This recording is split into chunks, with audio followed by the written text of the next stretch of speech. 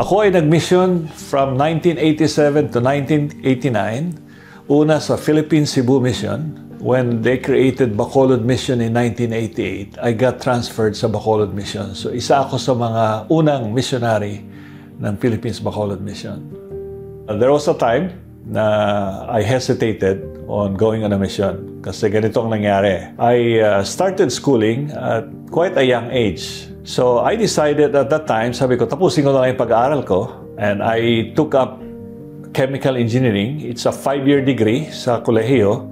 So I would finish at 20 years old. And sabi ko, tapusin ko na lang yung kurso ko and then I will go on a mission. So that's what I did. I finished it. But when I graduated and passed the board exams, the temptation came. Do I need to go on a mission o hindi na? Again, reevaluate what are my priorities and what's really the desire of my heart. You know, yung mga kaklase ko, sabi niya, bakit ka pa mag-mission? 2 taon ka mawawala. Bakit hindi ka na lang mag-aaral, magtrabaho, magpatuloy sa, sa iyong buhay. And now I realize, at that point in my life, I was a young man who was very, very prideful. I think, doon pumasok yung pride ko. Sabi ko, siguro nga, bakit kailangan ko po mag-mission? May mga offer ng trabaho sa akin na magaganda. Sabi ko, siguro magtrabaho na lang ako and then magpatuloy sa aking buhay. Hindi ko na siguro kailangan mag-mission. So at that point, I really had to reflect, pray a lot harder, and really ask the Lord if the things that I know are really true and if He could manifest that to me. Because sabi ko, ayoko naman mag-mission na hindi bukal sa loob ko at hindi ko pwedeng i-testify yung mga bagay na hindi ako strongly naniniwala. As I prayed, asked the Lord to tell me whether Joseph Smith was a prophet of God and whether this is His church, that this is the true church of Jesus Christ.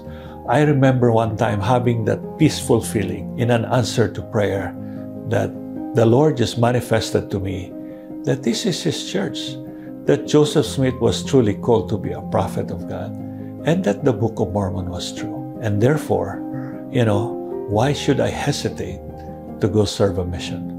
So after that confirmation, I really just decided this is the right thing for me to do and serve a mission.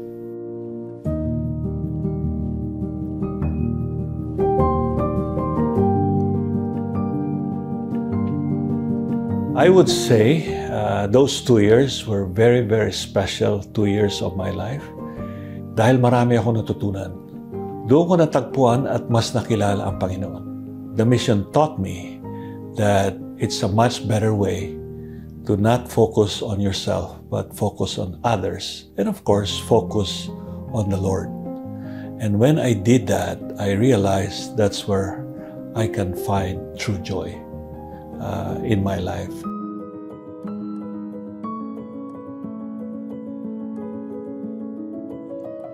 Well, to the rising generation, ating mga mahal na kabataan ngayon, inaanyayahan ko kayong lahat na mag-serve ng full-time mission. The Lord has prepared you at this particular time. In fact, not prepared you, but reserved you at this time. Yun ang sabi ng ating propeta na si President Russell M. Nelson, that the Lord has reserved you to come at this particular time because the Lord needs you to prepare the world to help gather Israel in preparation for the coming of our Savior Jesus Christ. So I invite you, young men and also young women who have the desire to serve a full-time mission. It has blessed me. It has blessed my life.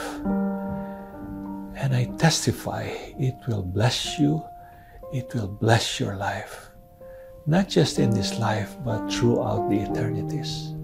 So what happened to me can also happen to you. That's why I invite you to serve a full-time mission.